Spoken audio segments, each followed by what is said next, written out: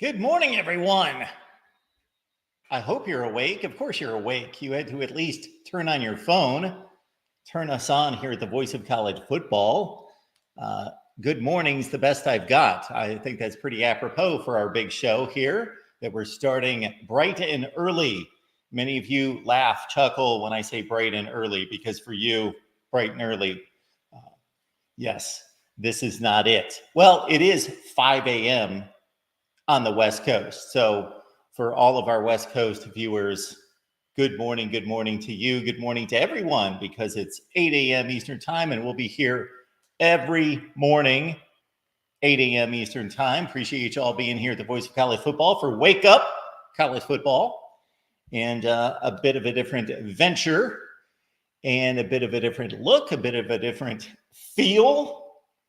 But the same college football analysis will be woven in throughout the next few minutes, next hours, however long we decide to go. I don't know how long this show is going to be each and every day, but glad that you could all join us here at the Voice of College Football. Great to have you all. So we will go through the chat momentarily, see who's here, and maybe reaching a bit of a different audience possibly. Now, I did see our buddy Jackson Johnson was leaving notifications, was leaving messages in the chat at about 7:30 a.m. Is that a big deal? Well, it wouldn't be, except for if we were here at 12:30, if we were here at 10:30, if we were here at any time of the night, because that's typically when we do most of our shows or in the evening hours, our buddy Jackson is here. And so I appreciate Jackson being here, letting everyone know, hey, it's wake up time across the landscape of college football here. So we appreciate you being here. Yes, joining us from the kitchen is where we are. Why did we do this? Well, when you think morning, you think breakfast, you think getting the good start to your day. That's typically what I think of. So I thought, hey, this is the perfect setting, or it's a setting for our big college football show in the morning. So we're going to join you from the kitchen, and we're going to incorporate the kitchen because I'm such an amazing cook, chef, and all of the above to share some of my culinary work with all of you. We may do that at some point. I don't know how much of that today, but we will be having breakfast with all of you. So let's get the day started before we get to any college football, because what we're going to do is we're going to break open the headlines is what we're going to do here. And I hope everyone can hear me fine. That's the first thing I'm going to check on just to make sure that the audio is okay, because we will have in future days, hopefully by tomorrow, because I was hoping and scheduled it and ordered it to be here by today to be able to fix the audio issues and be able to work around the kitchen and be able to take care of that and have everyone hear me all the time. But we're still waiting on that from Amazon. Amazon did choose to send me this morning, so we will incorporate that elsewhere in the other set. But my priority was to get the audio taken care of for the big show this morning. But we will do our best, and hopefully everyone can hear us. What do we have here in the chat? Oh, good. D-Rock Irish says sound is solid. Good. A lot of echo here in the kitchen. So I do have the mic here. And we've got Porter looking for a fourth quarterback in Athens. Yes, it's a rough go for Kirby and the boys down in Athens, looking for a fourth quarterback. Maybe they can call Columbus and Ryan Day. Yes, D-Rock Irish, we did notice that when we first scheduled this a couple months ago. I thought, okay, other things are going on. Other things are launching here at the Voice of College Football. What's a good day to get started? On Monday, of course, to get the work week started, all of that. We went right into, okay, April 15th. It's tax day. Hopefully, you're squared away when it comes to the taxes. I hope. I will not be sharing my tax situation. It's all good. It's all good. It's okay. they're not going to be hauling me off to the IRS anytime soon. Everything's good, but we can think of better things to talk about, more uplifting things to talk about. Now, Erica, when she chimes in with quarterback needs there, I can trust and believe Erica to be telling the truth and being straight up with us. Erica, we will see what the next couple of weeks holds for us, because the transfer portal does open tomorrow. April 16th is when the transfer portal opens. Many rumors out there about Iowa jumping into the transfer portal, possibly needing a quarterback. Cade McNamara has played 7 games in 2 years. He's been a bit brittle. Good to see Jackson. Good to see everyone else here. We've got Sonny. Good morning from Mexico. Now, I was not expecting that necessarily, although I did know that Sonny had a trip there to Mexico. And so good morning from Mexico, Sonny. Good to see you there. And good to know that everyone can hear us. And so the first thought, Will ND's here. Good to see everyone. Hey, hey, hey. Ralph, I had some harsh words for you today. Hopefully that got your day off to a good start. Ralph was commenting to my Ohio State Michigan video that I posted yesterday. I took some exception to an article online that I came across, and took some exception to that. And Ralph spun it a certain way. Of course, Ralph's a Michigan fan, so I've spent many a day here at the Voice of College Football sticking up for the maize and blue myself. Believe it or not, I have. The record shows. JR's awake, and JR is posting a fresh take on the Ohio State spring game. And so check that out. That's going to be released here in just a couple hours over on the Ohio State channel. Good to have JR here as a contributor at the Voice of College Football. You can check out his YouTube channel as well. But JR with an Ohio State spring game recap, breakdown for you. It's over on the Ohio State channel. And again, good morning to everyone. I don't want to miss anyone, and I'm certainly not going to miss the first comment of the day. A big good morning, Voice of College Football from Doc. So I don't know if we will catch a few different folks here in the mornings, but it's good to see everybody out there. So this, like everything else across the landscape of the Voice of College Football, it's your show. It's your show. So ultimately, we're going to do what you want us to do. I've got a few little ideas that are off the beaten path, not necessarily standard fare at the Voice of College Football. So we're going to do those, because when I think mornings, when I think sports and mornings, college football and mornings, what I think of first and foremost would be, okay, the headlines. You old timers remember the newspaper, getting the morning newspaper. And if you had a decent paper boy, it was within easy access of the front door. If you had a decent paper boy, it was also dry. You either put it in the wrapper, or it was beautiful and sunny like it is this morning here where I'm located. Hopefully it is for you as well. It is springtime and moving into warmer weather. For some of us, we're actually enjoying and have enjoyed the really nice weather here recently, and maybe not so much when it's going to be 90 or 95 degrees. But for right now, weather here for the last month, I've moved to a new location here in the last month, and the weather has been, I cannot complain about it at all. Zero. Have no complaints about the weather. All right, but back to the morning headlines. And so I became a sports fan and a college football fan when I was about 8 or 9, right in there, right around 19. Yeah, a long time ago. And we didn't have a big sports family, number one. We were not a sports family, so I didn't have that influence. And then secondly, we did not get the morning paper. My mom in particular, not big on the news. She was not a big news hound.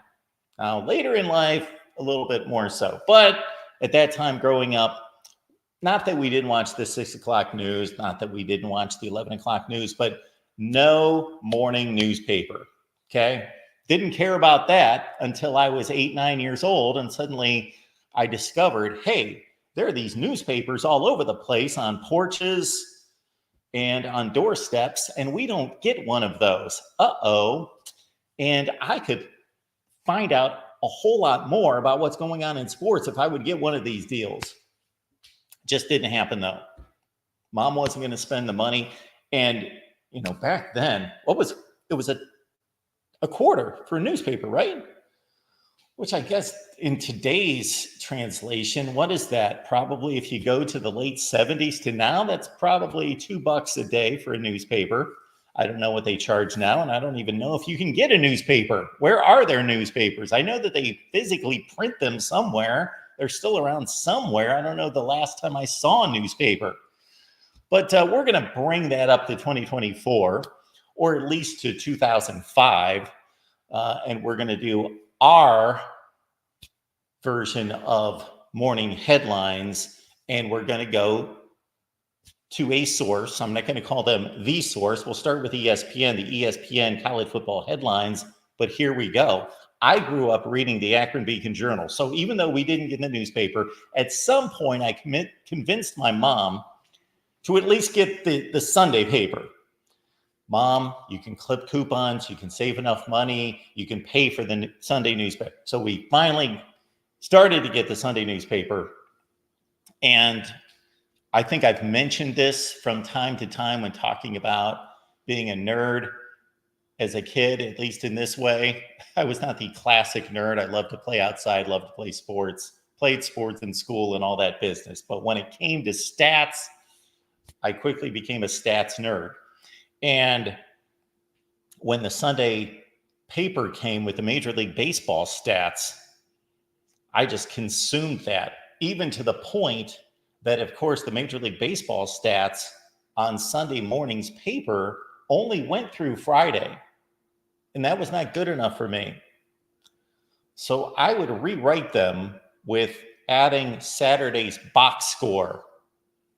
So if Greg Nettles was hitting 248 with 7 home runs and 21 RBIs, and he went 0 for 5 with the sacrifice fly, bad analogy maybe, bad example, 0 for 5 with the sac fly, not very common, but still, I would change him to 7 home runs and 22 RBIs and add in the batting average and drop him to 245. So anyway, the morning paper. So if you have a favorite morning paper, or back in the day had a favorite morning paper, for me, again, it was the Akron Beacon Journal. They're in beautiful Akron, Ohio. A little bit later, there was a time when we got the Cleveland Plain Dealer. There was about a year and a half between TV jobs. Yeah, a year and a half that we lived in Paynesville, Ohio, and got the Cleveland Plain Dealer. But I always preferred the Akron Beacon Journal. So, favorite newspaper of choice back in the day. Ferris says the Sunday Boston Globe and the New York Times was amazing. The Globe had a whole baseball section.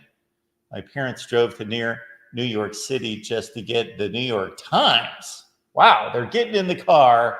They're driving. These are the kind of things that we used to do way back when, just to fix an entertainment need. And that's what we did. Rob not getting his notifications. Boy, sometimes I think like YouTube's got something against me. I don't know. Ralph's favorite all-time Yankee, Greg Nettles. Oh, Greg Nettles.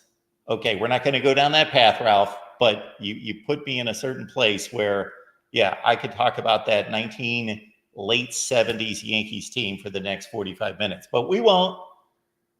Again, it was the Akron Beacon Journal from me. Troy says the only reason my family got the newspaper was because I delivered it as a kid. The Daily Southtown Economist. Well, that's a mouthful. I have never come across the Southtown Economist. Porter says, yes, the Atlanta Journal-Constitution. That is a classic Southern publication, probably based on what little I know. And I was in journalism for a few years, 9 or so. At least back in the day, was the standard of Southern sports and news coverage. Yes, newspaper is defunct. So we're going to do our version of the morning headlines, and we're going to start with ESPN. Okay, I'm going to get some boos out there. I get it, but that's just kind of it's habits die hard. So when I go for recruiting, 247 Sports, that's just automatic. If I'm looking up recruiting rankings, the rankings I will use until proven otherwise that I should use something else, I just automatically go to 247 Sports. When it's the headlines, when I want to make sure I'm not missing anything, boom, I just ESPN. So you guys can let me know if there are other college football centric headlines you want us to check out every morning. We will. So we can go anywhere for our news. And Ralph brings up a point that I wanted to make. When USA Today came out, I believe in 1983. Oh man. Now that was a gold mine. Ralph says, I remember going to school, the school library, to look at USA Today for weekly baseball stats, probably middle school. Oh, yes. USA Today for one thing, the thing just lit up just because it's color. It's color newspaper. It was like a big deal when the local newspaper, the Akron Beacon Journal, printed something in color. It was a big deal. You knew that something important happened. Or I guess on Sunday they would have their little parade magazine and all of that in color. But yes, the USA Today with the baseball stats every week in the expanded box scores. Okay, let's not get started on that either. I could go down that path with expanded box scores from USA Today. That was, and then you knew, Ralph, of course, when Greg Nettles hit that double yesterday, he just didn't hit a double. It was his 18th double of the season. Yes. All right. You're taking me to happier times. The National. Yeah, I didn't really partake of the National too much. I know that the hoopla supporting the National was just like crazy. They got all these big time sports writers. I would think maybe Mike Lupica, off the top of my head, was part of that. And other national big time sports writers, maybe Rick Riley was part of that. And hey, you got to have the content, but you also have to have the marketing. Maybe I should take a lesson from that. I think for as much as we need to improve the content around here at the Voice of College Football, the marketing could step it up as well. Let's get on that marketing department. But I think that was the issue with the National, from what I remember, is that they made some missteps, and they sometimes big endeavors like that will also suffer from overhyping themselves and also just believing themselves to be a little bit more important than they are. That, hey, we put together all these fancy sports writers that everyone knows. Everyone's going to love this and buy it. And but they made some missteps there and they quickly folded. Yeah.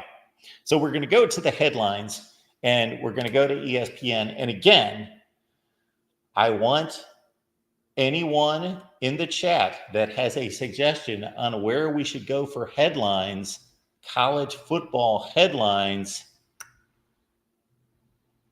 And as Jackson is reminding everyone, exclusive live streams, watch parties, predictions, betting advice, all of that. Be an insider at the Voice of College Football. You can either do that on Patreon or as a YouTube channel member, and we've done everything we possibly can to make those one and the same. So you're not trying to bounce back and forth and be both. So make your choice, or hey, you can be a YouTube channel member and a Patreon member at the same time. And for anyone who is currently a member and is saying, Mark, what's going on? I've not seen one of these recently. Well, we're not making too many predictions because nobody's played in 3 months. But besides that, they are exclusive per request. So make a request of me. I'll deliver exclusive content there on Patreon or as a YouTube channel member. But thank you for that, Jackson. You can follow us at the Voice of College Football on Facebook, Instagram, and of course, Twitter/X. That's where I'm the most prominent there on X. However, we're wanting to crank up the Facebook and especially the Instagram. I hear that the Instagram is the place to be. And I will stop calling it the Instagram here in just a second. That Instagram is the place to be. So we want to get that cranked up. Ferris says Sunday papers had 36 flyers in them. Yeah. Well, you were in the big time, Ferris, with the New York and the Boston papers. All right. So let's go to the headlines because I don't know if we're going to get through all the headlines before we need to eat breakfast. And we're going to talk some breakfast here in a minute, but let's go to the headlines. We'll start in with the headlines first because, again, when I think mornings and sports and college football, let's go to the headlines. Let's see what we've got. And usually I'm doing this, for me, I'm doing this at more like 10 in the morning, not at 8 or 8:15 in the morning.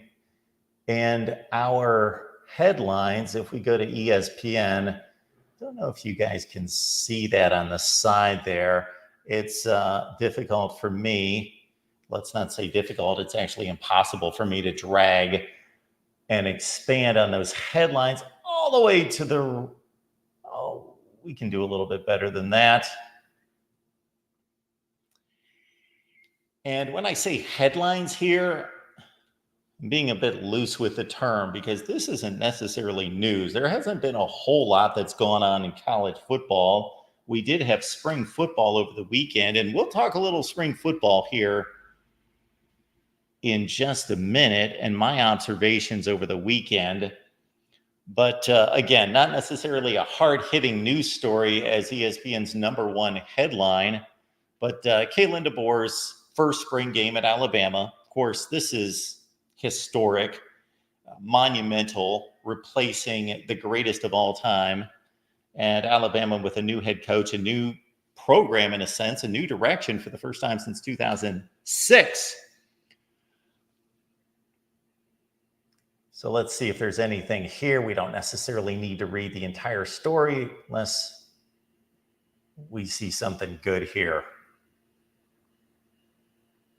Kalen DeBoer called the entire day special. Well, of course he did.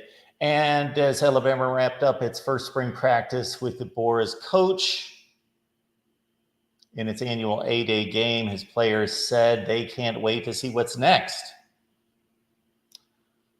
I'm sure they have an itinerary. Quarterback Jalen Milroe and offensive guard Tyler Booker both said the positivity, confidence, and energy that DeBoer and the new coaching staff have exhibited since their arrival has been exactly what the program needed.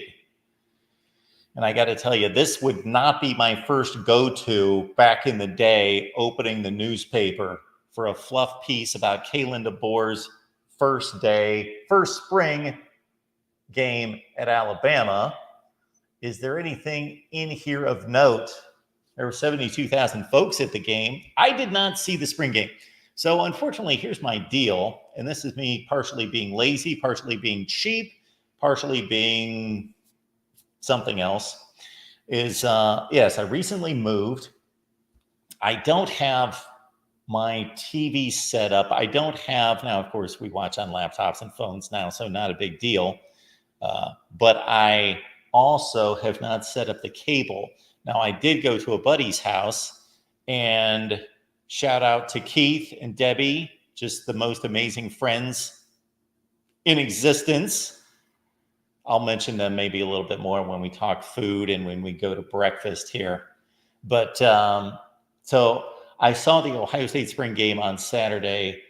I watched some highlights and I watched a little bit more here and there, but I usually watch all the spring games start to finish, and I have not broken down to get cable yet or whatever I'm going to end up getting. And you guys can make your suggestions about what I should get, whether that's Sling or Hulu or YouTube TV or whatever that turns out to be, or if I just break down and get the basic cable package with, of course, the biggest priority is I get every possible conceivable college football channel, all the standard stuff. Okay. So the offense built a 31-0 lead. So this is another offense versus defense deal, but then they had to hang on for a 34-28 win. That obviously means nothing. So DeBoer had Saban speak to the team for the first time this spring. Okay. Before the game. Has been keenly focused on his team. He acknowledged that it really hit him Saturday, seeing the passion of the fans and soaking in everything that is Alabama football. I'm guessing that they did not have 72,000 people at the Washington spring game last year. The Walk of Champions, I guess they can call it there at Alabama. I guess that's apropos. I guess they can get away with that. The Walk of Champions. I get that. Maybe not 18 championships, but actually, once we've done the math and we've gone through the seasons, they can pretty much count all of those, or maybe a few others that they didn't count, actually. But yeah, I'm not seeing a whole lot here. Jalen Milroe, the starting quarterback. Of course, a much different quarterback than Kalen DeBoer worked with the last 2 seasons at Washington with Michael Penix. And about the only possible misstep, and maybe that's not the right terminology, that Kalen DeBoer has shown us at Alabama thus far, is making the comment at his introductory press conference at Alabama that Nick Saban was going to be involved with the team. The program could pretty much do whatever he wanted. Nick Saban has an office high atop, whether it be Bryant-Denny Stadium and or the practice fields. And it just seemed a bit odd to me that there was this, and I understand giving due respect and giving some latitude to the greatest of all time as he transitions out and is still part of the program and all that, giving him all due respect. But it just seemed a bit either heavy-handed by Nick Saban or a bit submissive of Kalen DeBoer in kind of an awkward, weird way that pretty much Nick Saban could do whatever he wanted. All right, we got our first super chat coming in here from Keith. We appreciate Keith. Keith's a Michigan fan. There it is. Hi, back, Mark. Your friend Keith, honest Michigan fan. Yes, we appreciate our Michigan fans, especially our honest Michigan fans, And I noticed that I lost about 5 subscribers overnight. And I believe I lost those 5 subscribers. Let's go full screen so we get the full impact here. I think I lost 5 subscribers last night.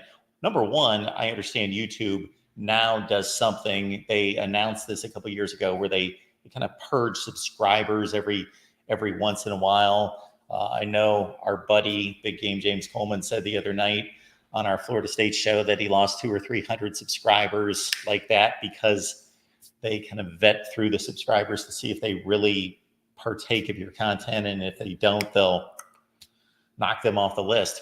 But I lost 5 subscribers posting a bit of it was not a harsh take on Michigan football. It was nothing negative about Michigan football. It was negative more so about the article that was posted, if that's what you want to call it. And you'll just have to check out the video because there's this constant back and forth between Ohio State fans and Michigan fans about,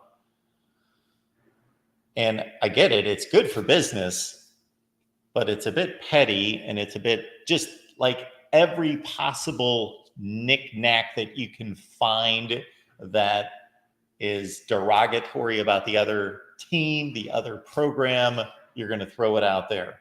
And anything that you can throw out there that is going to boost your image or your program. For example, I saw on social media yesterday, Michigan has 17.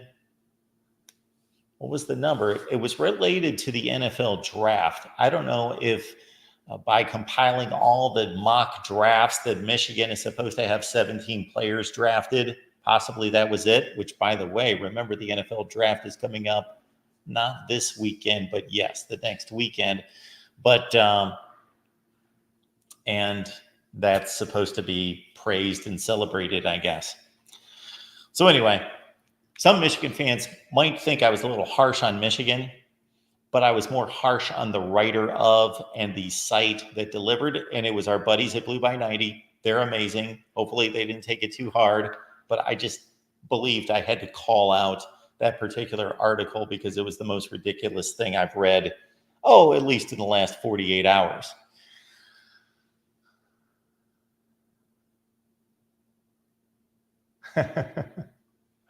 I love this from Seminole School. Every fan base in America just knows Mark is clearly a hater and loves their rival. Although in Michigan's case, Mark, yeah, well, that can't be debated. You make a good point there, of course. But hey, I find some level of satisfaction in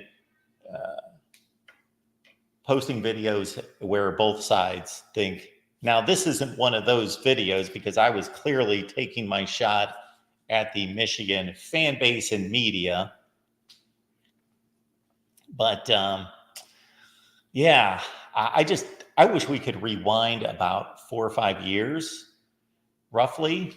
That seems to be when it was found out that I'm an Ohio State fan, because I loved it when no one knew. Virtually no one knew for a long time. Not that anyone was watching, not that there were that many people to be knowing or not knowing, but I just loved it that people guessed and guessed and guessed and had no idea. I had Ohio State fans thinking that I hated Ohio State. It was beautiful. It was beautiful. Ralph deems all rivalry talk good. This is what a good guy Ralph is. This is how Ralph is just lets it slide off his back because I called out Ralph because he called me out. We just went back and forth, and it's not a big deal. And here we go. Ferris says, a reality. Michigan fans are obsessed with Ohio State. And I believe, of course, Ohio State fans have been obsessed with Michigan. Yes, as Ferris states right there, and I think even more so, of course, when you start to lose and you lose your death grip on the rivalry, we should embrace it. Side note, it has been, we don't need to go into that.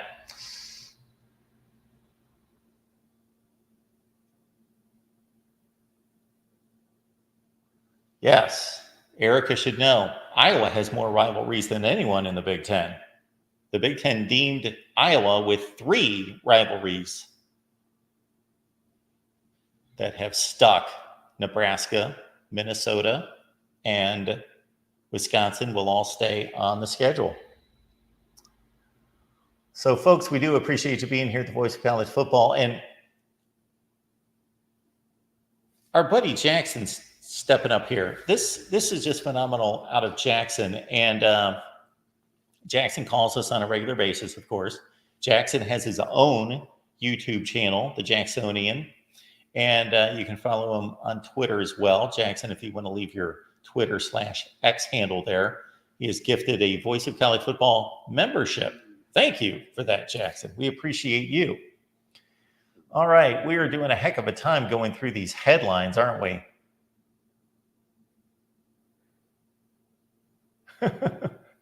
Erica doesn't like all those rivals.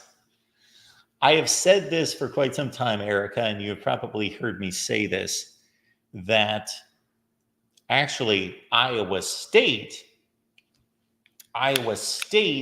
had the most predictable and the most boring schedule in college football. Now that has ended with the influx of all these teams into the Big 12 because it generates more options of opponents. But for over 10 years, Iowa State played the same 9 teams in the Big 12 because there were only 10 teams in the Big 12, so they played everyone. And then they always scheduled, of course, Iowa, and that was the only difficult non-conference game, even though Iowa State tends to trip up against the likes of the Ohio University Bobcats like they did last year. But that Iowa State had the most boring schedule in the country because you knew all 9 conference opponents, and they were always going to play Iowa, and they weren't going to play anyone else. Their other 2 non-conference games were going to be inconsequential cream puffs. So you knew there was no intrigue to the schedule. Let's find out the schedule. This is going to be awesome. We scheduled Wisconsin. We scheduled Alabama. We scheduled Clemson. No, there was none of that. Now, Iowa has been the most egregious example of this in the Big Ten because they play in the West, 9 games. We generally know close to what the Big Ten schedule is going to look like. And then Iowa has not scheduled anybody outside the conference of note, except Iowa State, in forever.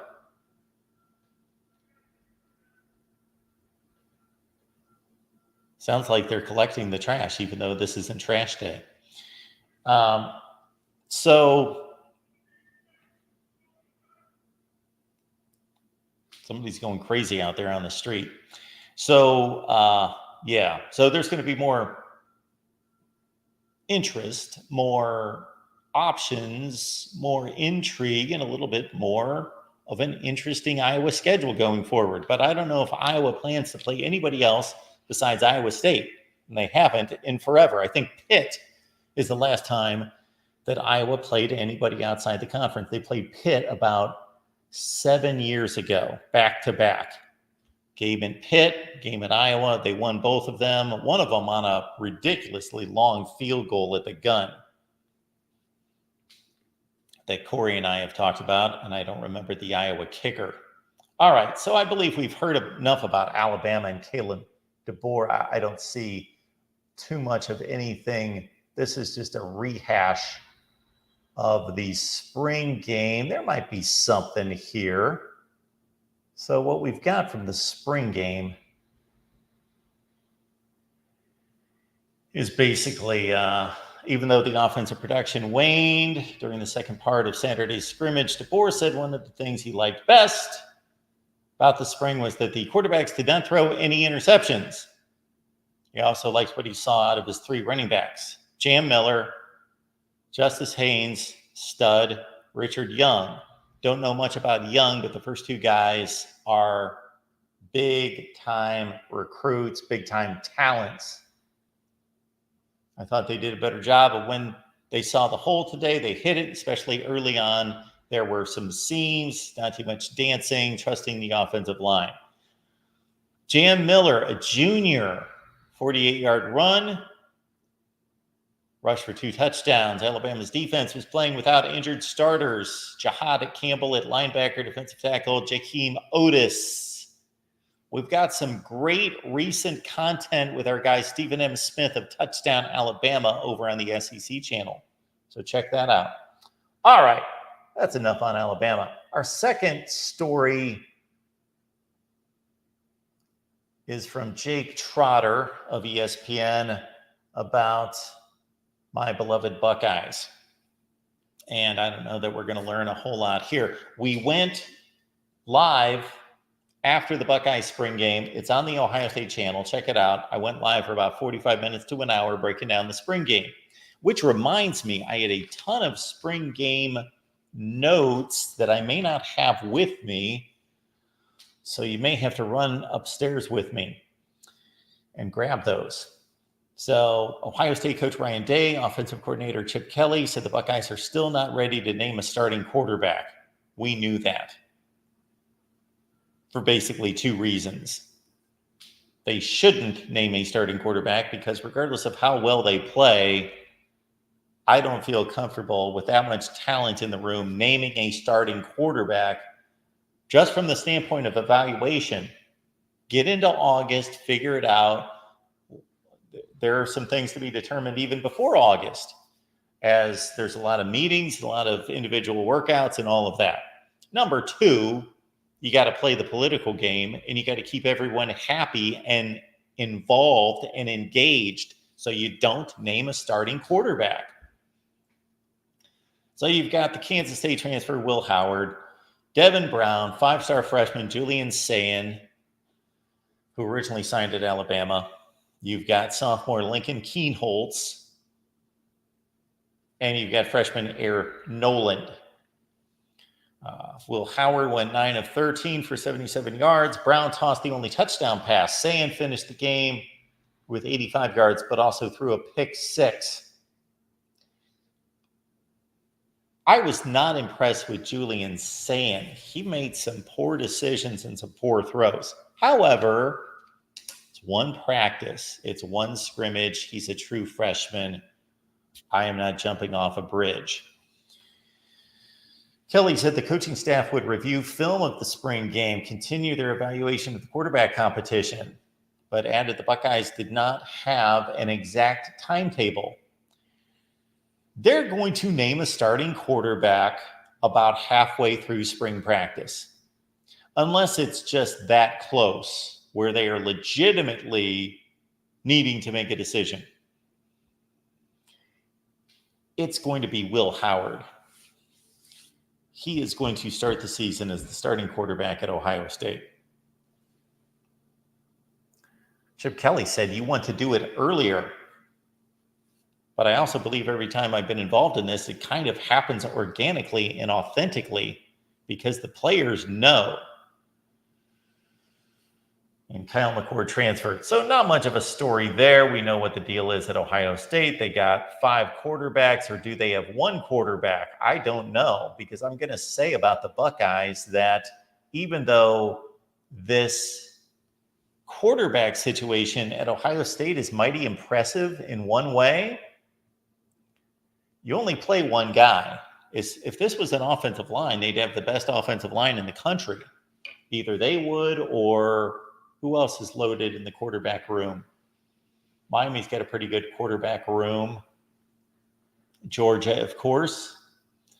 But they probably have the best quarterback room depth in the country and tons of talent. And, of course, the 2 true freshmen. But you only have one position to play. And I got to say, I was more of a Will Howard fan. And when I say fan, I don't mean I'm rooting for him or rooting against him, fan in that such a way. But my evaluation, my thought process, my take on Will Howard was much more favorable if you would have caught me before the transfer than since the transfer. And this is why. Will Howard, I first saw him step onto the field in relief of Adrian Martinez, and instantly the Kansas State passing attack was leaps and bounds better than it had been. And that speaks to his Adrian Martinez as much as it does on the plus side to Will Howard.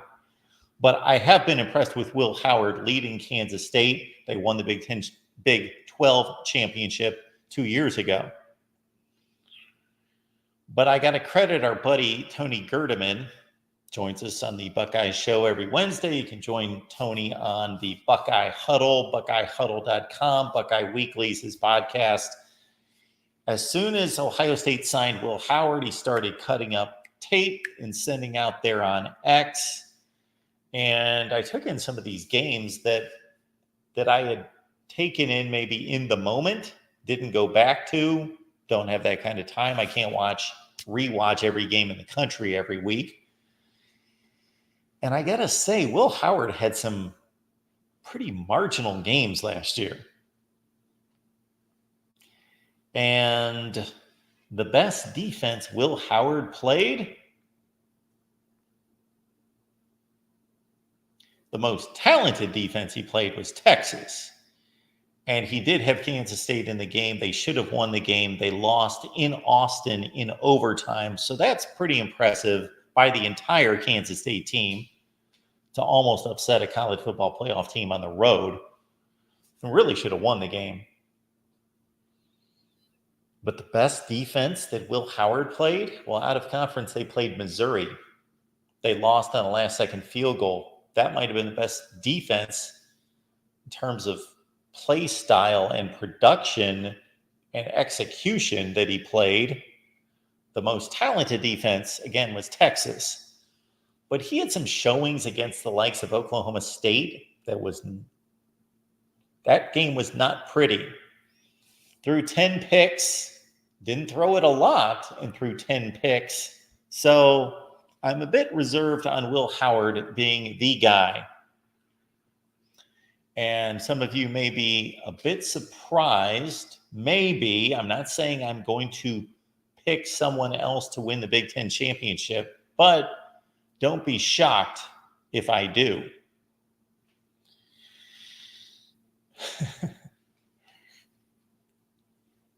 All right, so our next headline here.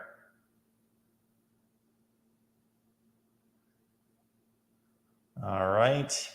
This is another kind of, it's a news story, legitimate news story, because it's something that just happened. But I don't know that this is really, aside from the name value here, that's what this is all about.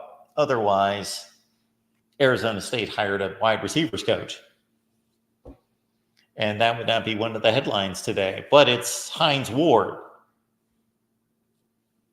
So I did not know that Hines Ward wanted to be a football coach. Maybe he's been a football coach and I just didn't notice. Of course, we're talking about a guy that won 2 Super Bowls, the win over the Seahawks, in which he was the MVP. Remember, he had the Antoine Randall L halfback pass, wide receiver pass touchdown in that game.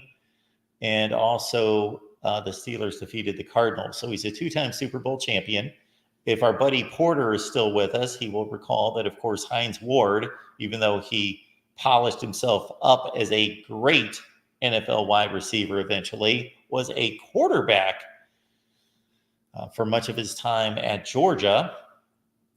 And Georgia has certainly improved the quarterback position since then, with the likes of Matthew Stafford and Aaron Murray and Stetson Bennett and others. So Ward also brings coaching experience, former wide receiver coach at Florida Atlantic and with the New York Jets as an offensive assistant. All right. So Kenny Dillingham still, I believe, is the youngest coach in college football. And this is his second year at Arizona State. From a record standpoint, his first year was a disaster, but it was not a disaster. It's not like he does not have a firm grip on the program and is not doing good things and progressing there. But Arizona State's got a healthy mountain to climb to get back to respectability, and they will do so in the Big 12, where, is this year's Big 12 going to be better than last year's Pac-12? That's an interesting comparison to make, and one that I can't, just standing here running through the teams, make a clear decision on. I would have to really break it down. Certainly the top of last year's Pac-12 better than the Big 12. So maybe Arizona State can fare much better in Kenny Dillingham's second year. Look at those numbers from Hines Ward. Played 217 games in the NFL for, 14 seasons? 12,000 receiving yards, 1,000 receptions. That's a nice round number he finished on. 1,000 receptions. He's got to be only one of 12, 14 players all time with 1,000 catches.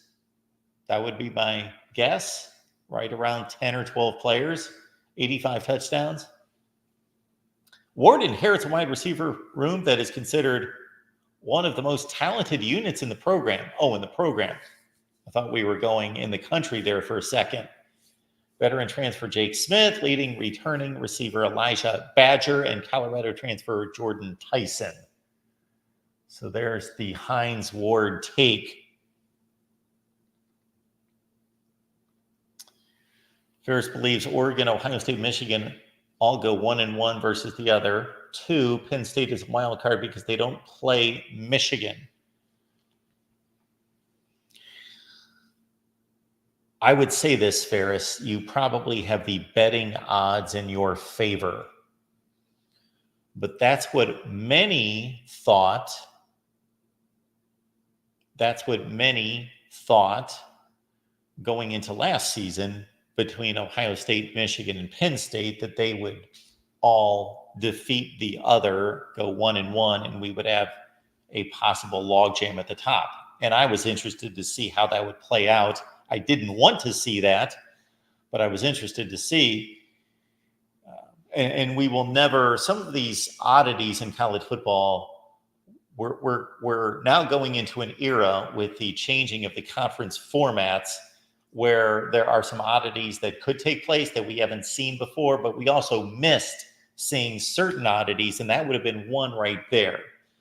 If Penn State, Ohio State, Michigan would have defeated the other in rotating random fashion, 1-1 in that 3-team parlay, and they all would have finished 11-1 because they would have lost to no one else. If you looked at the Big Ten, rules, tiebreaker rules, well, none of them would have applied to that scenario because they all deal with common opponents. They all deal with various listings of teams and compilations that all would be undefeated for all those teams. So they would have made their way all the way through the tiebreakers until they would have hit best 3 opponents in the other division. But we didn't get to see that. Penn State blew it twice, as we've grown accustomed to. Ralph letting me know, nice guess. Mark, 14 NFL players with 1,000 receptions.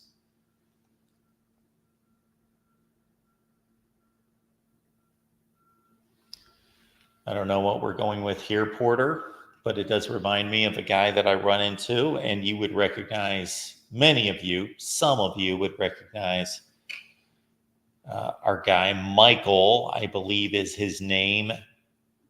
I don't even want to phrase him or label him as a Notre Dame fan.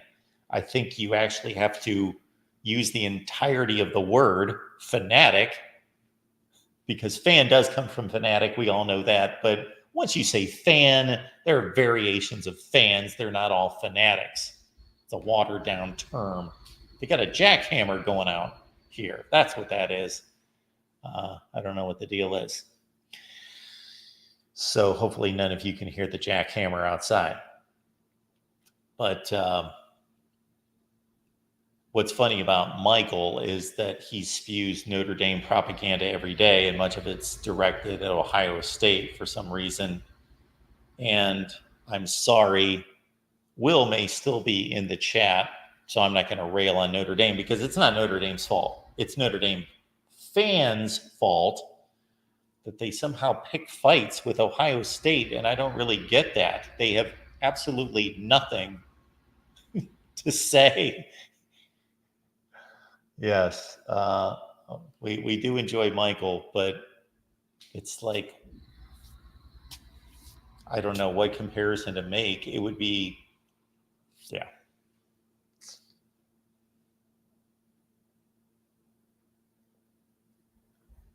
Jackson is keeping track of the Notre Dame green jersey selection. Porter says, okay, I'm saying if there was a 3-way tie. Oh, the Ohio State played a tougher non-conference game against Notre Dame. That was not baked into the Big Ten rules, however. You're talking from a ranking standpoint. All right, let's get to our next headline, because although these headlines, I got to say, for our initial show, our big show premiere launch, I'm not too inspired by the headlines. And I thought this was such a staple of the show that we're looking at headlines. And again, let me know if there is a site that you want us to look at for their headlines. I'm just on ESPN right now. All right, Cam Rising's back this season. So let's see if there's anything here of note. Feeling strong, of course he is. I don't think he would be saying anything otherwise.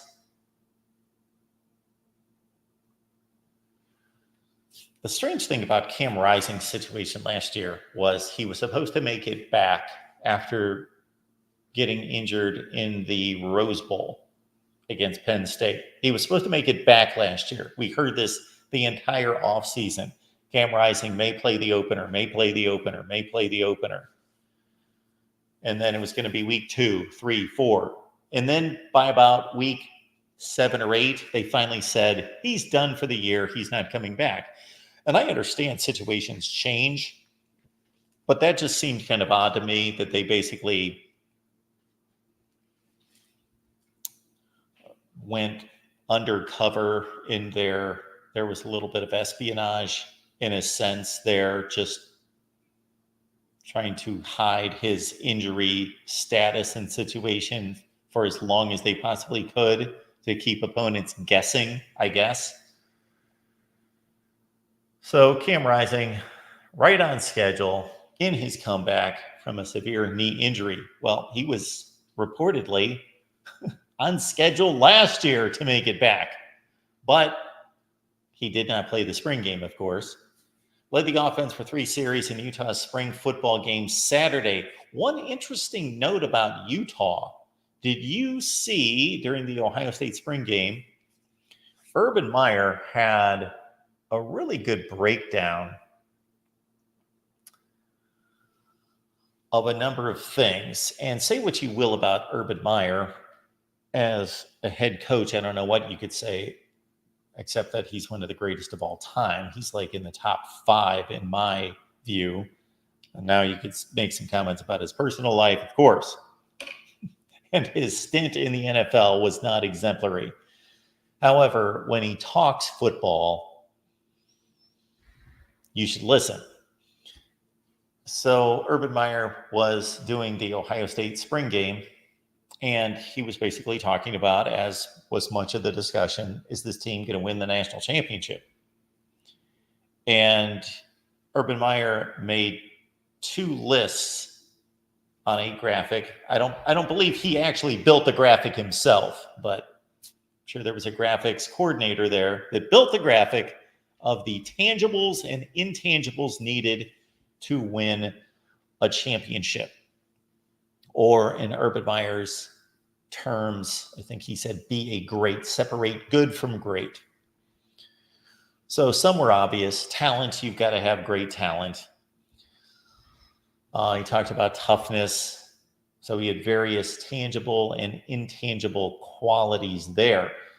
And then they moved from that discussion. So I'm not going to tear through those, although that might prove to be a decent video. That might prove to be a decent video if I could get a handle on, if I could find Urban Meyer's 2 lists of the tangible and intangible qualities of a national championship team. The only one in question for Ohio State on the tangible list, the intangibles, that's up for debate. When you talk about toughness and leadership, we could debate that all day for any of these teams. Apart from Michigan, I guess, although they lost their head coach and some of their coaches, and of course some of their leaders, like everyone has. But they would be the one unquestioned to this point in terms of intangibles. One tangible for the Buckeyes that is in question is offensive line. But getting back to Utah, Then Urban Meyer took his two lists and said he generally sees about 8 teams per year that can win the national championship. And he said that's almost every year. He always looks at about 8 teams. Brady Quinn thought there were more like 10 or 12 teams in play this year for the national championship. Urban Meyer included on his list of 8 everyone we would expect. Ohio State, Michigan, Oregon, Alabama, Georgia, Texas.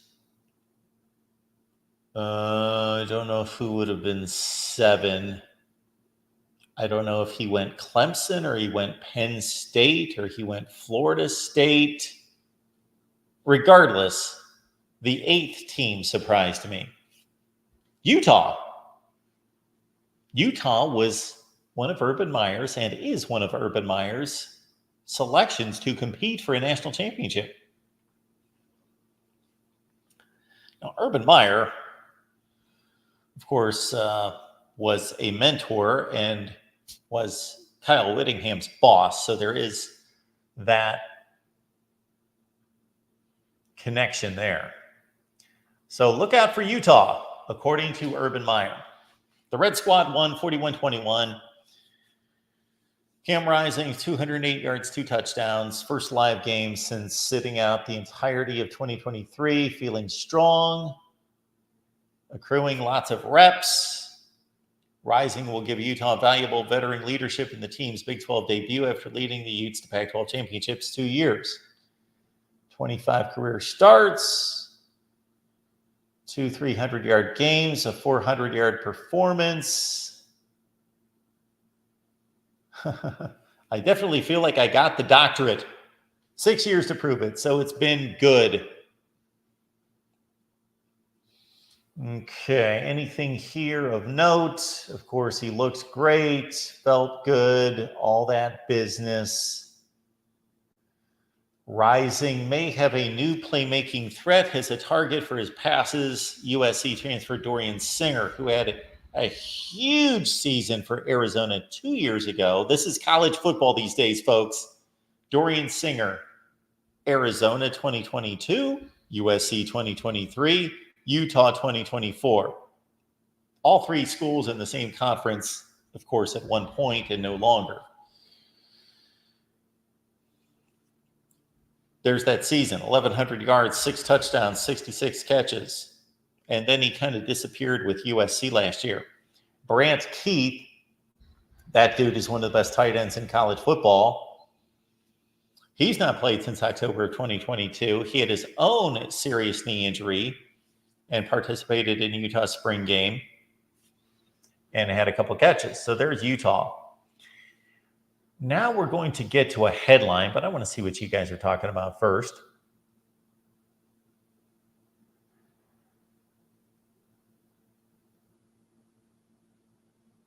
The Rod Favre is here.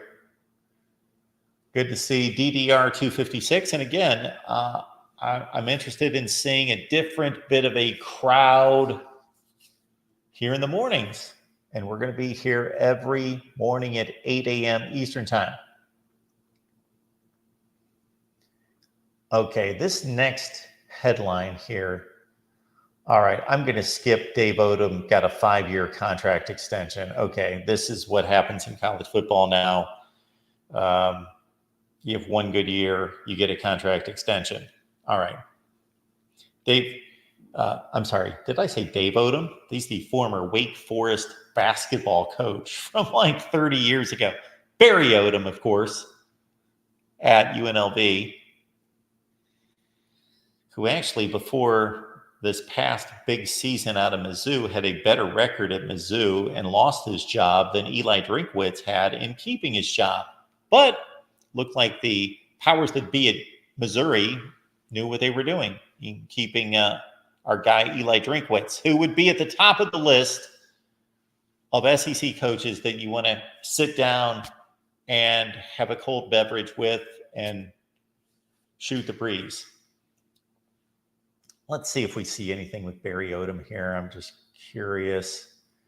I don't think there's anything here. 5-year contract extension.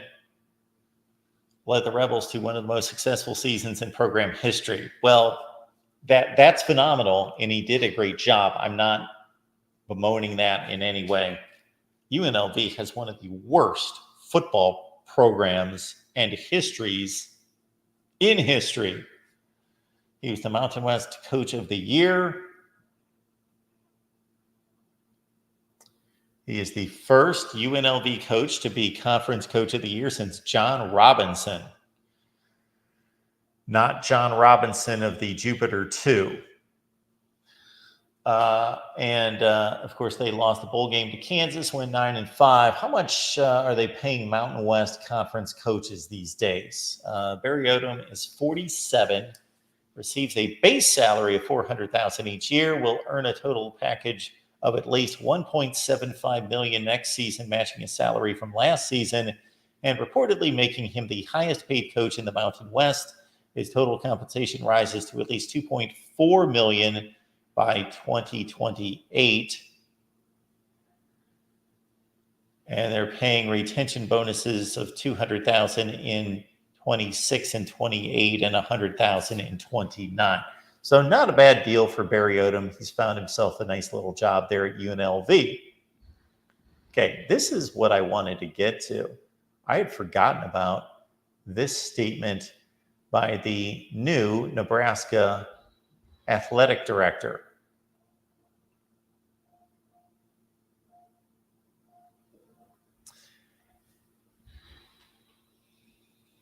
I saw this article the other day, and I was going to jump on this for a video topic. This could be telling us quite a bit, and this is something that we have talked about here at the Voice of College Football for a couple years now. New Nebraska Athletic Director Troy Dannon expects revenue distribution in college sports to become more performance-based over time, resulting in an eat what you kill model. Dannon, hired at Nebraska last month after less than 6 months with Washington, told ESPN that the future model for the CFP mirrors what will happen around the greater college athletics landscape. So what we know there is, of course, that ESPN agreed to this $7.8 billion deal with the conferences, and the Big Ten and the SEC are taking a larger share than everyone else. They're taking $21 million per school per year versus 13 and 12 million from the Big 12 and the ACC. So Dannon says here, there's going to be some meritocracy versus more of a social approach to revenue distribution. You'll eventually see that within leagues. Yes. I, for one, believe, and have said this for a long time, that I believe that there should be a somewhat of a Major League Baseball model, meaning that there is equal distribution. So you take the entire revenue, and let's say you take half of it using very rough math, and you equally distribute that, but then you take the other half and you base it. I wouldn't necessarily base it on performance on the field, because the performance on the field only matters if it translates to money. And so we all know that if, let's take a big example, Georgia or Ohio State fall off the map one year and go 6-6, people are still going to watch the games. Not as much as they would have otherwise if they were 11-1 teams, but they're still going to watch the blue blood and the elite programs. So they're still going to carry, like if Rutgers suddenly went 10-2 this year and Ohio State went 7-5, Ohio State's still going to draw more television viewers. So it should be based on that. So Dan, it says here, you'll eventually see that across sports. Maybe other than football, and eat what you kill. In some respects, that mentality, it's going to be much more performance-based and outcomes when it comes to generating the revenue necessary to compete.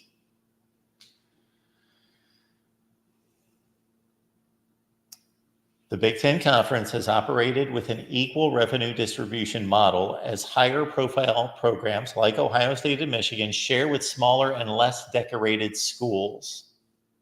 Dan had noted that other leagues also have prided themselves on equal revenue sharing, but that the CFP model is a tipping point. I said this a few months ago and have said it a number of times. Why would the larger schools, the more popular schools in each conference, not go to the conference and say, hey, especially since we're staring at the thought of paying players? Well, if you're going to expect us to pay players and we're in competition against Indiana, Illinois, Rutgers, and schools that don't draw eyeballs and that don't perform on the field, why do we get the same amount of money and now we're competing for players and paying players versus those other schools? A lot of things that we've historically prided ourselves on are no longer relevant in the new day and age. For those who refuse to let go of I think we missed a word there, the embrace of the past, the future is running by us. Nebraska has never made the CFP. Shoot, Nebraska can't even make a bowl game. A far cry from the team's 3 national championship teams in the 90s, 22 league titles from 1963 through 99.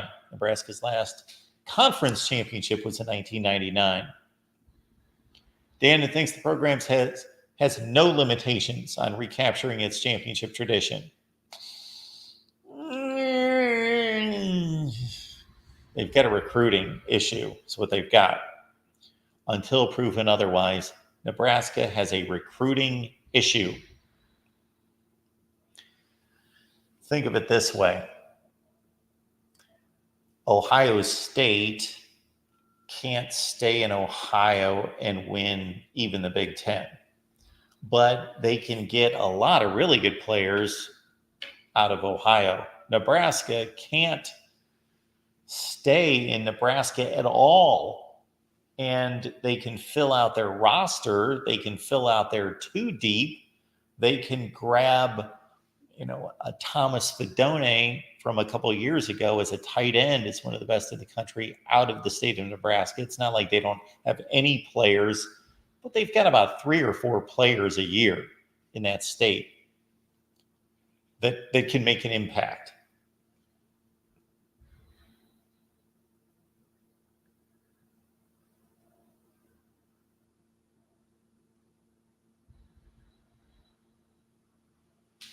Dannon noted Coach Matt Rule's previous successes at Baylor and Temple, strong facilities, and a large, passionate fan base that has sold out 396 consecutive games at Memorial Stadium. You can't get lost in history. History shows you what you're capable of doing, but it doesn't show you how to do it tomorrow. So I think we need to balance our history with the new era. And I was impressed with his introductory press conference because he very much did that. And I think that's how you win people over, especially when you're an outsider. So that is the most impactful, even though it's not hard news, it's just somebody's comments, but that comment comes from a Nebraska athletic director about the future of college football.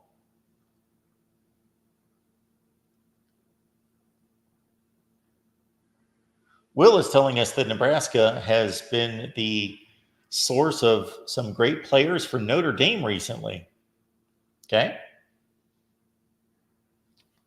Ferris says, would you rather be Nebraska's program or Colorado's program? Oh, I would much rather be Nebraska.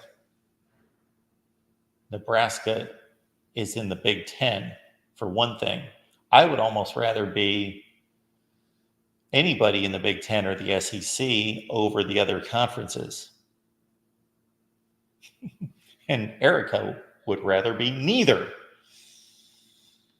But Colorado doesn't have any football players either. And they don't have much of a tradition or base. They are riding the Deion wave. We don't really know how much of this Colorado momentum is real, is lasting. Is Deion Sanders, regardless of what he accomplishes, is he really going to hand a strong football program to the next guy that's lasting? I don't think so. Oh man, our guy Michael's here. There you go. Quarterback Cam Ward versus quarterback Will Howard is hilariously a different level of play, and Ohio State fans can't sell him over and over as national championship help or to beat Michigan this year. Okay, well, we did talk about Will Howard, and I do have my concerns and questions about Will Howard. But man, that team's loaded. They're loaded. If their offensive line gets fixed, if that offensive line gets fixed, look out. And again, we'll only give Michael one more little sliver of time here and attention. But Michael, let's understand that you will never say anything positive about Ohio State. So your credibility is not extremely high. All right. So we've moved on from the headlines. And again, if you have your headline source suggestions and recommendations and requests, please let me know where you would like me to get our college football headlines every day. Because I'm just going to go to ESPN and we'll go there. But if you've got a suggestion, if you've got a favorite site, please let me know. Now, we're not going to go to every individual team site in the country or anything like that. We might be here all day. It might be wake up, college football, wake up, college football, comma, good night, college football. Next on, here's the show rundown right there. There it is. We don't have this in any kind of database or anything. This is it. Next up, and I got rolling on the headlines and didn't interrupt the headlines. I thought that I was going to break down and need some breakfast. Although many times I get up and I forget about breakfast and it's 3, 4, 5 o'clock in the afternoon before I think, I didn't eat today. So what's for breakfast? Okay. I would love to know your go-tos for breakfast. So we're going to have a little breakfast here. And no, I'm not going to be slopping food in my mouth in front of you. I don't like to see people doing that, but may take a couple bites. That's what I'll do. I'm not going to be wiping milk off my chin while I'm talking to all of you fine folks. So we won't do that. But what is for breakfast? Well, we're going to have to go look and see. And again, if we get our audio situation fixed and our buddies from Amazon show up, then we will be able to tackle this a little bit better starting tomorrow, hopefully. But what we're going to do as well is a little segment here on our Wake Up College Football show is going to be that you can make me breakfast. How are you going to be able to do that? Well, you give me your menu item. Let's say you've got your favorite go-to breakfast food and you want me to try it out. Whatever it is, I'm game for whatever. If it's avocado toast or just the standard, we're going to do some French toast, whatever it is. You send in the super chat and you're going to make the menu for, I don't know if it's going to be the next day because that could possibly have me running to the store every day. But believe me, we will keep track. And if you purchase us breakfast here, if you make breakfast, you're basically making Mark's breakfast. Okay. So if you have any suggestions, you can fill out the menu for future Wake Up College Football broadcasts. Just let me know what you want. Be detailed or not as you'd like to be. And we will go to the store and we will get your breakfast foods. In the meantime, I would like to know what you guys have for breakfast, because we can go with, what do we eat now for breakfast? Or what would we like to eat for breakfast? Those are two entirely different things for me. I am trying to be healthy. My frequent purchases of Chips Ahoy, Oreos, and ice cream wouldn't necessarily indicate that, but I'm trying to be healthy. So I've got a few different routes for breakfast. We either go with the bacon and eggs, 4 slices of bacon. It used to always be 3 eggs. I got into a pattern for years, for 3-4 years, bacon and eggs basically every day for 3 or 4 years. Then the eggs kind of wore thin after 3 or 4 years. And I have gotten somewhat back into making eggs the last couple months.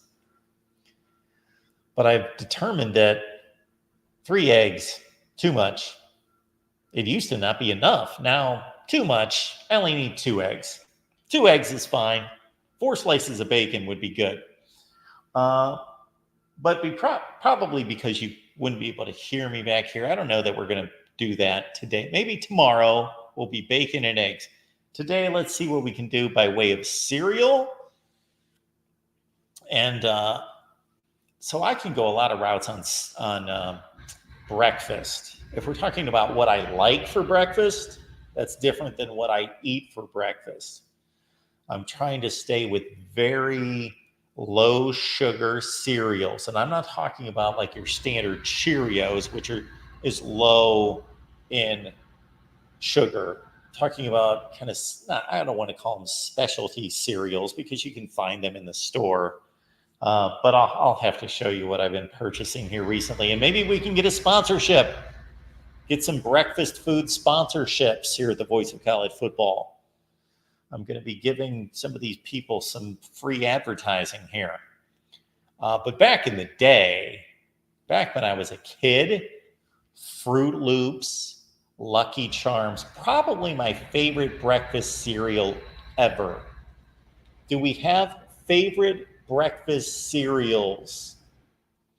Rob says omelets with green peppers and onions. I'm not a huge fan of green peppers in omelets. My omelets, I typically go. Can you guys hear that jackhammer outside? I don't even know how close that is. It sounds like he's busting up my driveway.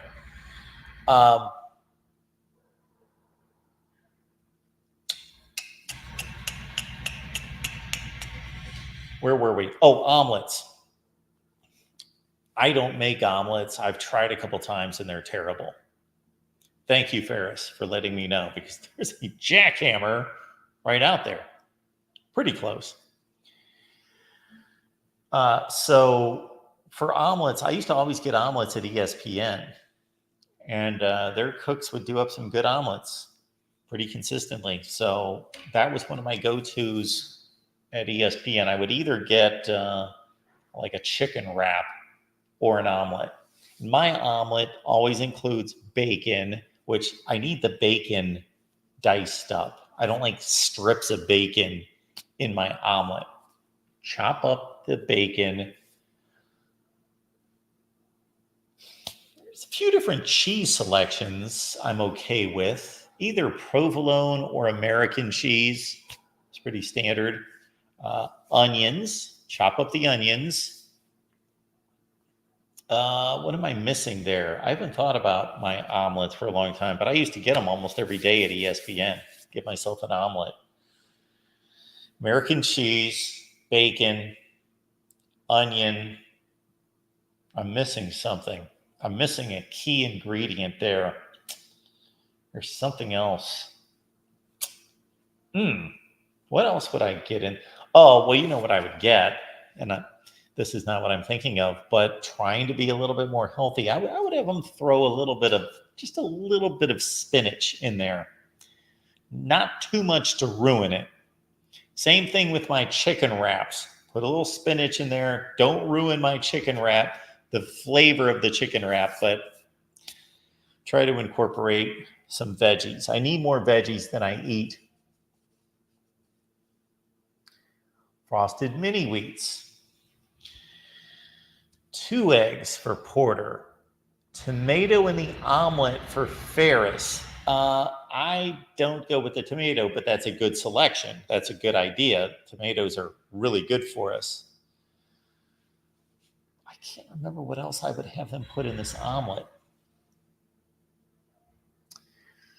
Frosted mini wheats, it's funny because I've eaten a ton of frosted mini wheats in my lifetime, but I never got excited to eat frosted mini wheats. Ralph says Captain Crunch. Yes, one of my favorites as well. Yeah. I think I would go Lucky Charms #1, and then after that, probably Fruit Loops, Captain Crunch. I really loved Cookie Crisp when it first came out. Sugar Smacks, Cocoa Puffs, Honeycombs, and I'm probably missing a lot there. David's showing up today with the egg whites and oatmeal. Well, that's a good selection out of you right there. I went from eating oatmeal to, this is going to sound gross, but oatmeal doesn't excite me too much, especially since if you're going to be healthy, you try to refrain from dousing it with brown sugar. I got to the point where I would just buy the oats, throw them in some milk, and eat them. I was impatient, didn't want to go through the whole oatmeal process of heating up oatmeal. So I would just throw some oats, just the Quaker oats, in a bowl with some milk and just shovel it down and not even think about it.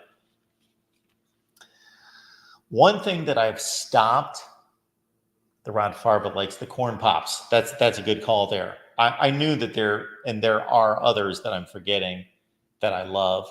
But the corn pops, yeah, I've had a lot of corn pops in my day. But,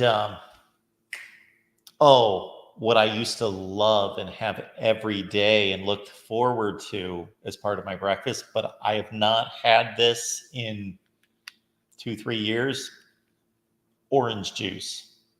It's loaded with sugar and it's really not worth it. And again, I eat a lot of things that are loaded with sugar, but the payoff is huge.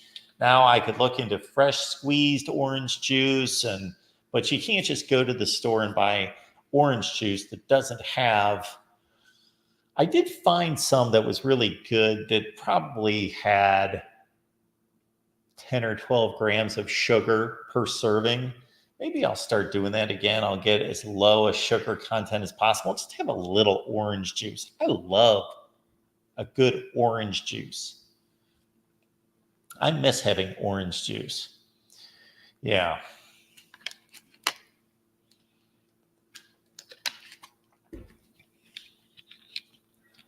I want to check out some more on the almond milk. So Nick says oatmeal is overrated.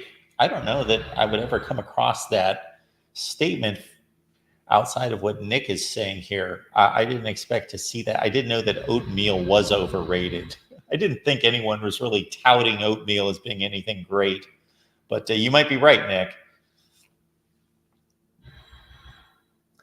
The cupboard with the Oreos. So that would be right over here. So basically, and excuse me, I've got a trash can sitting on my island here that I'm taking back.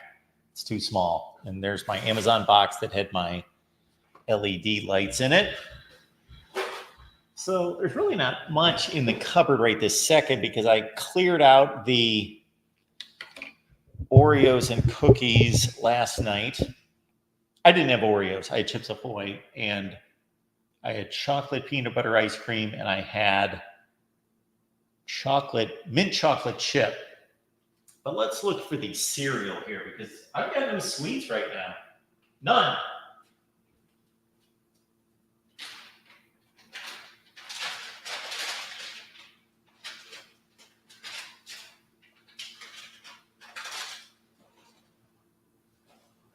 All we currently have, and I've been purchasing this recently, is this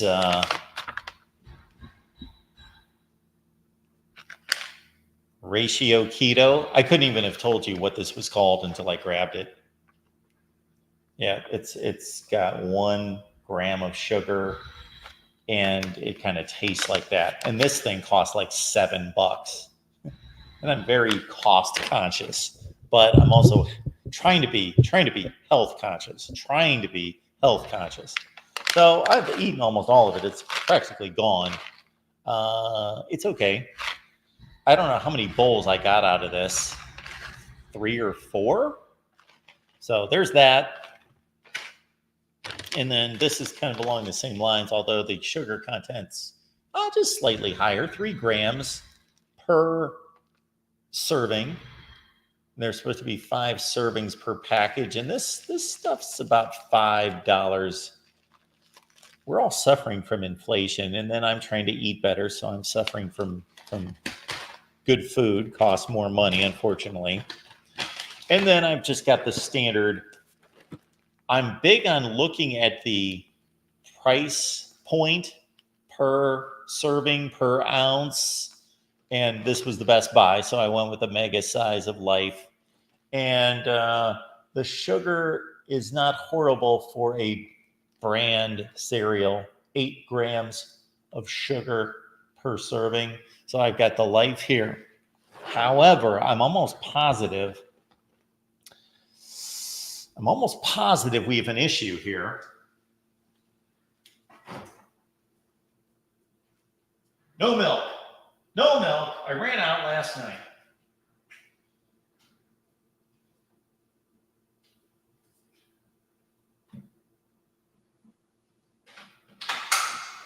We do have eggs for tomorrow. We do have some bacon for tomorrow. But for today, I think we're gonna put some cereal in some yogurt. Now, I started eating yogurt maybe about 20 years ago, and I used to feed it to my kids, and I didn't really realize it's just loaded with sugar, and it's not that good. Like, why wouldn't you just be eating ice cream? But if you get better yogurt, then it's not loaded with sugar, and I've been doing this somewhat recently with the yogurt and the cereal combination. So we'll do a little bit of that with my dark chocolate cluster cereal. That's going to be my, I don't know if you guys want to see me. That's all it's going to be. It's going to be our yogurt here. And Chobani, give me a sponsorship. And Kind, give me a sponsorship. While we're at it, Quaker, sponsorship. So again, I don't know that we'll be a little bit more elaborate, especially once we get your suggestions and your requests. Tomorrow, I think we go with bacon and eggs.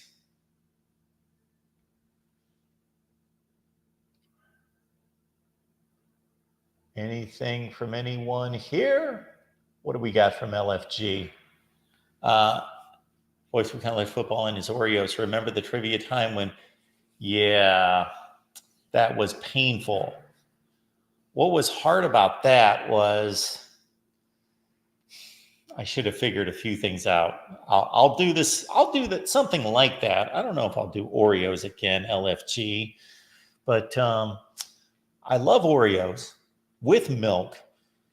And I've been here for a month in my new house here.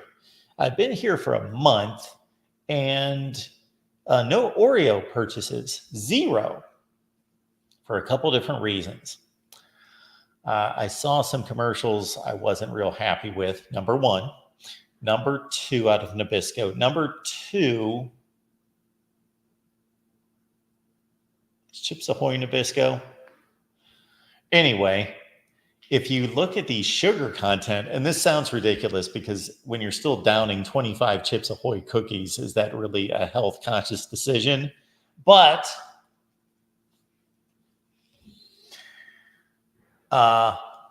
I looked at the Oreo sugar composition versus Chips Ahoy, and it's about 3 times, 2.5 or 3 times more. So I thought, if I enjoy them the same, I'll get the Chips Ahoy and cut down my sugar by 60 or 70%.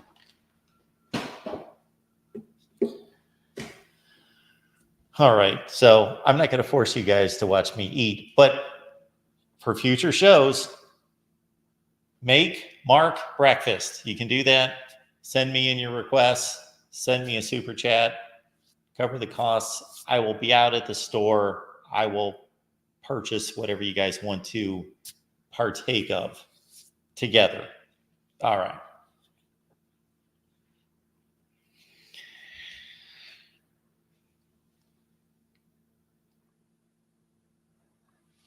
I was going to go with another segment here. What happened this weekend? What happened this weekend, Mark? And then from day to day, it'll be, what happened last night.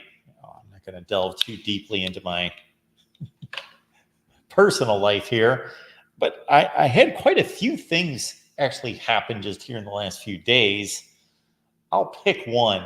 I'm going through the painful process of selecting furniture. It's painful. And I've got to get on that today. Got to get that done. So I like to conserve. I'm not going to get too flamboyant, but I do want to buy quality stuff. And I really need just, I'm going to put 4 bar stool type chairs here along this island.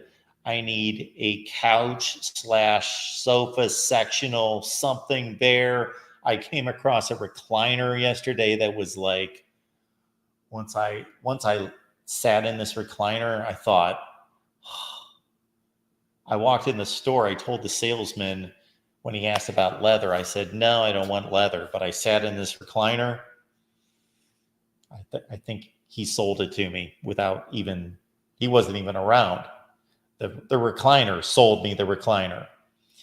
And I need some dressers. So shopping and trying to figure out, most of my life, this was done for me. And this was a good thing. Somebody else selected, significant other selected. I trust your fashion consciousness. Get it done. And let's not make it too expensive. But yeah, don't like going through those decisions. But we're in the process of furniture shopping. And before we say goodbye today, not that we have to say goodbye right now. I don't know how much more we have to go through here, or will, or who's on the line and what you guys have to say. But two of just the most amazing people in the world. My buddy Keith, his wife Debbie. Talk about food. They have fed me about 12 times in a month.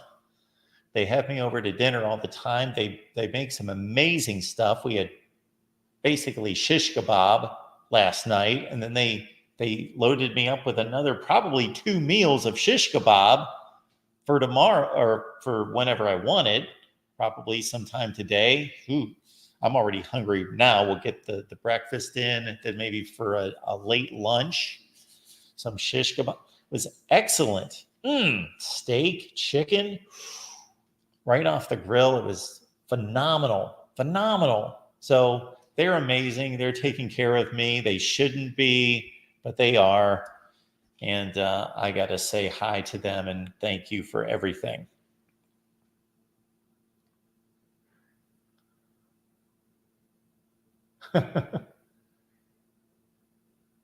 Yes, a saint.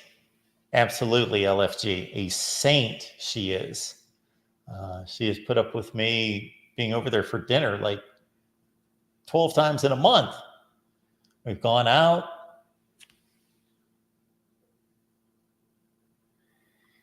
That's what I'm saying, Erica. I'm trying to get a breakfast out of somebody, and they can even decide what we eat. So again, super chat. Give me the menu. Give me the items. Be as specific as you want. There we go. LFG says, thanks for the new time slot. We're going to be here basically all day today. So today we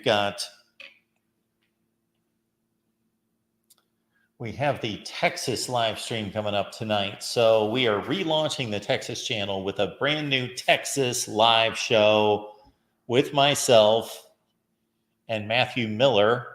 And we've got about 4 Texas media guests stopping by tonight. So that's at 7 o'clock Eastern time with our Texas channel launch party, 7 o'clock Eastern time tonight. And that's going to be then every Monday night with our Texas show.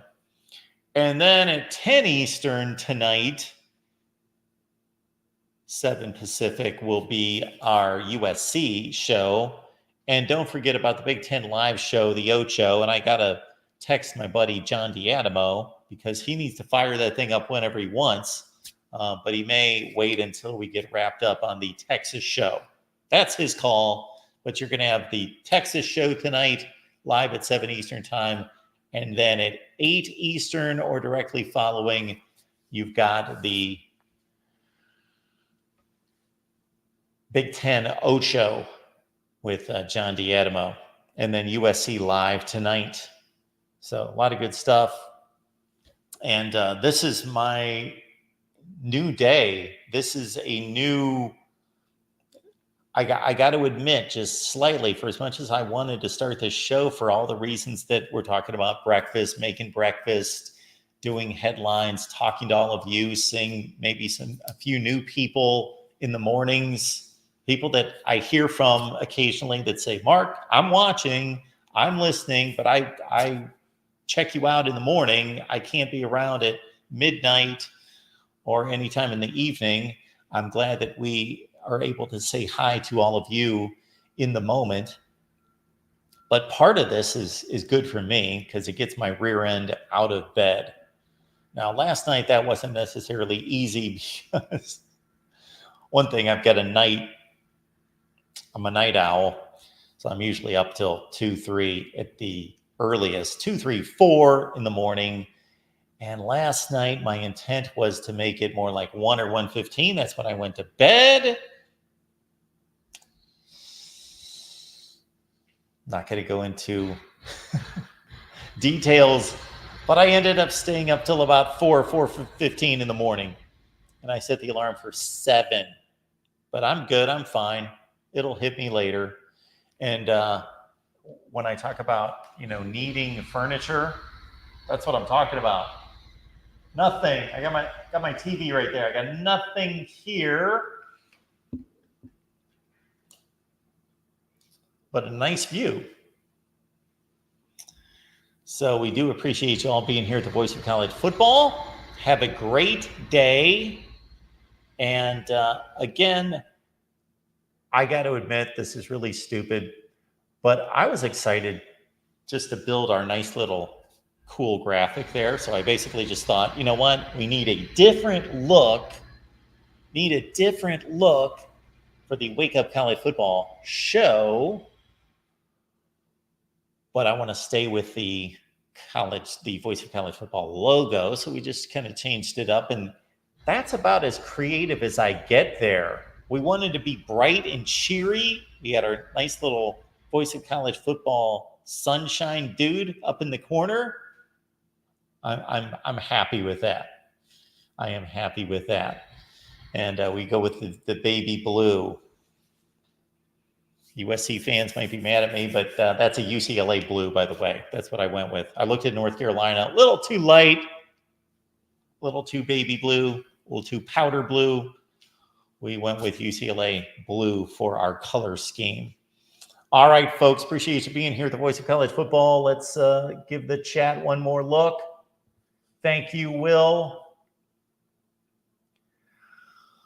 Mornings with Mark brought to you by Quaker Oats. Maybe I can sell that line. Nick likes the logo. I get the thumbs up from Nick. My analysis doesn't always get the thumbs up from Nick, but he likes the logo. Thank you for that. And again, I got to originally thank my boy, my son. He built the logo. I just changed out the colors and added a few things. Ferris, avoid high fructose corn syrup. And MSG, hidden under natural flavor, this country allows ingredients that are banned in other countries. And yes, it's making us one sick country, not just mentally and emotionally. Jackson here with the merch. We will highlight the merch in future days. Thank you so much for that, Jackson. LFG likes the time slot. I had a few people say, well, 8 o'clock in the morning, Eastern time, that's not going to be early enough. People are going to be off to work already. I don't know that I could do this any earlier because, truth be known, there is no way I'm going to bed before 1 o'clock in the morning. That's just not going to happen. I just don't see it. So thank you, everyone, for being here at the Voice of College Football. Tell your friends. If you're not subscribed, please subscribe. And we will see you on Tuesday. Transfer portal opens on Tuesday. We'll be back in the kitchen, bacon and eggs tomorrow. See you then.